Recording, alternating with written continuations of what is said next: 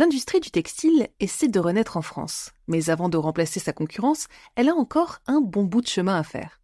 Parce que la main-d'œuvre en France doit être payée, bien traitée, avec des horaires et un cadre de travail décent, mais également parce que le pays répond à des exigences écologiques strictes, la tâche peut paraître insurmontable face à la domination d'entreprises qui délocalisent à tout va sans se préoccuper de leur impact environnemental, éthique ou social. Pour aider une industrie plus juste, plus propre et plus posée en opposition à la fast fashion à s'installer, les gouvernements, mais aussi les consommateurs et consommatrices auront leur rôle à jouer. Alors cette semaine, pour la première interview de Futura Innovation, Thibaut Caudron vous emmène à la rencontre de Maxime Marchal, co-créateur de la marque de vêtements sportifs Coureur du Dimanche. Bonjour Maxime. Bonjour Thibaut. Alors bienvenue dans ce podcast. Coureur du Dimanche, un nom original pour des produits qui le sont tout autant, non ? Ouais, tout à fait. Coureur du Dimanche, donc on est une marque de vêtements et d'accessoires de sport à la fois colorés, fabriqués en France et éco-conçus à partir de matières recyclées. Et tout simplement, pourquoi ce nom ? C'est parce que les courses officielles ont lieu le dimanche. Et puis c'était une manière de d'ancrer rapidement dans l'esprit des sportifs. C'est vrai que généralement on s'en rappelle bien et ça fait sourire. Tu proposes tout type de vêtements. Est-ce que ça va jusqu'aux chaussures ? C'est tout le matériel et quel type de sport ? Alors c'est plus spécialisé running de par son nom et aujourd'hui alors la boîte a été fondée en 2015. Aujourd'hui on propose la panoplie complète. On est capable d'habiller les sportifs de la tête aux pieds. Ça va de la chaussette à la casquette, en passant par les brassières, les débardeurs, les t-shirts, les manches longues, les coupes-vents déperlants même, cuissards, shorts évidemment, leggings. On essaie de proposer tout en restant toujours bien sûr sur 2 créneaux entièrement fabriqués en France à partir de matières recyclées. Alors justement, on va en parler. Matériaux recyclés, pourquoi ce choix et comment on fait surtout ? Pourquoi ce choix ? Parce que nous, ça nous a paru comme une évidence depuis le jour 1, Coureur du Dimanche, on fabrique tout en France de A à Z. Et quand je dis tout de A à Z, c'est on tricote, on teinte, on sublime, on coupe, on confectionne, on brode, on sérigraphie. Enfin, on achète toutes les fournitures et on fait tout en France de A à Z. Pour nous, c'était la proximité géographique et humaine déjà qui est importée. C'était d'avoir le maximum d'impact, notamment sur l'emploi, sur l'économie locale. Et les matières recyclées, en fait, c'est venu juste après. Alors, il faut savoir qu'en 2015, c'était pas du tout la mode. Le recyclé, on en parlait très peu. Aujourd'hui, c'est plus en vogue, mais c'est vrai qu'en 2015, c'était pas le cas du tout. Et aujourd'hui, quand on pense à un produit, ce qui impacte l'impact carbone d'un produit, c'est lié à la fois à l'énergie utilisée pour la fabrication. Du coup, en France, comme on a un très bon mix énergétique, on a des énergies bas carbone. Donc ça permet de réduire l'impact de nos produits. Et le deuxième poste le plus important, c'est la matière utilisée pour le produit. En utilisant, nous, des matières recyclées, ça permet en fait de réduire de 92% l'utilisation en eau, 60% en énergie et 32% en CO2. Donc en fait, on utilise des bouteilles plastiques post-consommation qu'on vient recycler, en tirer une nouvelle fibre recyclée et permettre toutes ces économies en fait d'un déchet plastique qu'on le valorise en un produit de sport. Alors souvent, les gens ont un peu peur quand on parle de produits recyclés. Est-ce que ça n'altère pas la qualité du matériel au final ? Non, justement, ouais, c'est vrai que nous, on a beaucoup de gens quand on les croise, que ce soit là, en boutique maintenant, parce qu'on a une boutique, mais aussi sur les salons. Les gens, ils voient le mot recyclé, ils viennent toucher, ils disent « Ah, mais en fait… on s'en parle. C'est vrai que dans l'imagination des consommateurs, le recyclé est encore lié à d'altération, peut-être qualité moindre, etc. Tout comme l'aspect prix, parce qu'il faut savoir que travail recyclé, c'est en moyenne 30% plus cher. Les gens pensent qu'au contraire, c'est justement, non, c'est des matières existantes, des déchets valorisés, donc potentiellement ça vaut moins cher. Non, parce que derrière, il y a beaucoup plus de main d'œuvre derrière pour revaloriser cette matière. Et non, donc du coup, ça n'altère pas, pour revenir à la question, du tout les propriétés. Ça reste tout aussi efficace et performant. Ouais. Vous parlez aussi beaucoup d'inciter vos clients à leur implication dans les produits. Comment ça se manifeste ? Pourquoi motiver justement les clients à s'investir dans vos produits et pas juste être consommateurs ? C'est vrai que nous, très tôt, on a misé sur les réseaux sociaux dans le but de fonder une communauté, être très proche de nos clients. Et on a mis en place un système de co-création sur le site en les sollicitant au maximum via des questionnaires. L'idée, c'était en gros, on s'est lancé donc nous en 2015 sur le t-shirt, mais l'idée c'était vraiment de décliner et de proposer une panoplie complète. Donc on l'a tout de suite mis en place en leur demandant quel type de produit ils voulaient voir dans la gamme. À la demande générale, il est sorti différentes typologies de produits et une fois qu'on a sélectionné les produits, pareil, on recréait un questionnaire en leur demandant, on va lancer ce type de de shorts de sport, comment vous voulez, quelle coupe, quelle spécificité, vous voulez une poche JP ou non, etc. L'idée, c'était vraiment nous de collecter le maximum de data pour proposer le produit en fait qui va satisfaire le maximum de personnes et mieux répondre à leurs besoins. C'était vraiment gagnant-gagnant dans le sens où eux, ils étaient mieux satisfaits avec un produit répondant réellement, qu'ils attendent et répondant réellement à leurs besoins. Et nous, de l'autre côté, c'était un moyen en fait de limiter le risque de casse industrielle, on va dire.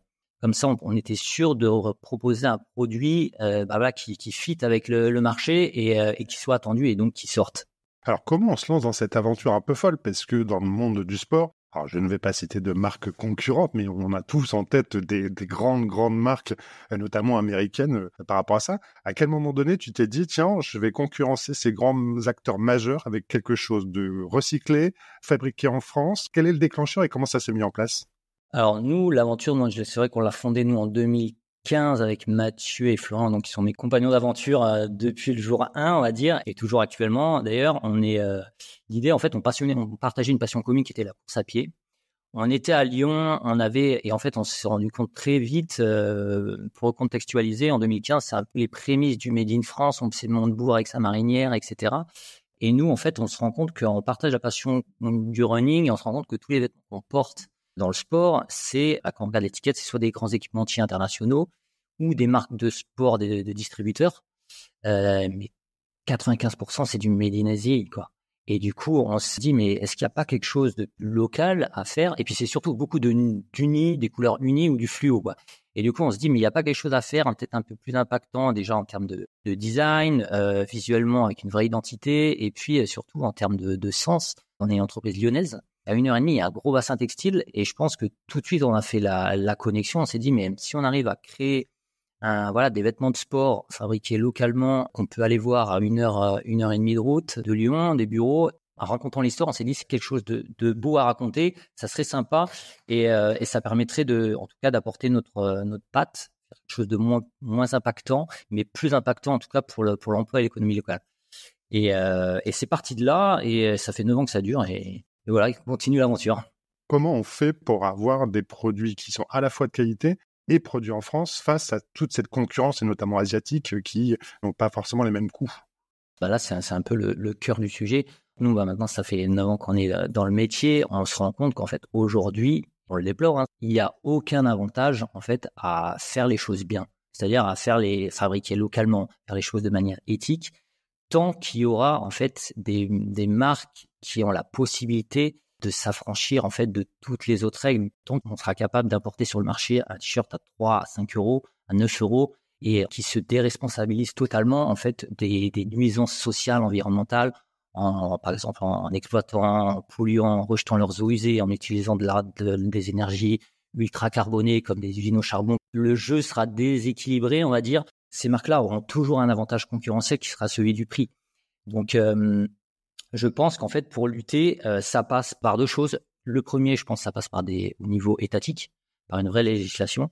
Et dans ce sens-là, tu disais en introduction, il y avait cette loi contre la fast fashion actuellement qui est un premier pas. Et en deux, je pense, c'est améliorer la compétitivité du Made in France. Et pour cela, je pense qu'on a besoin en fait de tout le monde. C'est-à-dire que plus il y aura de marques qui fabriqueront en France, qui relocaliseront, plus on modernisera notre appareil productif, plus on se structurera, plus on arrivera à faire des économies d'échelle. Alors, on ne sera jamais aussi compétitif qu'une marque qui est actuellement fabriquée en Asie, mais si mis tout bout à bout avec par exemple un système là il y a un système de malus, un système de bonus, pourquoi pas pour les marques qui font bien. On parle d'éco-score, d'affichage environnemental et social. Pourquoi pas des réductions d'impôts pour les marques qui font bien. Nous, on se bat aussi pour les marques Made in France sur une TVA à 5,5 comme dans l'alimentation.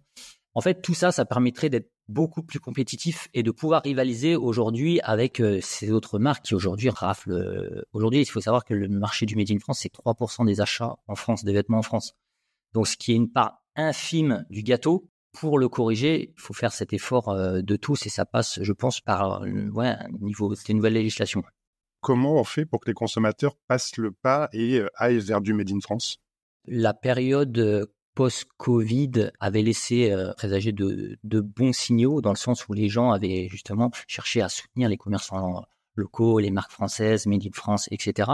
Et c'est vrai qu'on se rend compte après, avec plusieurs événements contextuels, la crise énergétique, la guerre en Ukraine, l'inflation. Aujourd'hui, on se rend compte que, mine de rien, le monde d'après, on a tous un petit peu repris nos bonnes habitudes à aller, et d'autant plus avec cette tension sur le pouvoir d'achat actuel, on a repris un peu nos habitudes. Donc, en fait, ce qu'on avait gagné au post-Covid, on l'a un petit peu perdu aujourd'hui en 2024.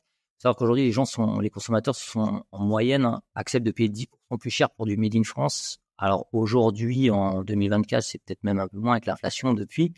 Mais en tout cas, nous, on y croit à consommer moins mais mieux. On a su, en 9 ans en tout cas, voir croître ce type de réflexion. Les gens sont beaucoup plus conscientisés, on va dire. Ils essaient d'avoir vraiment de l'impact dans leurs achats.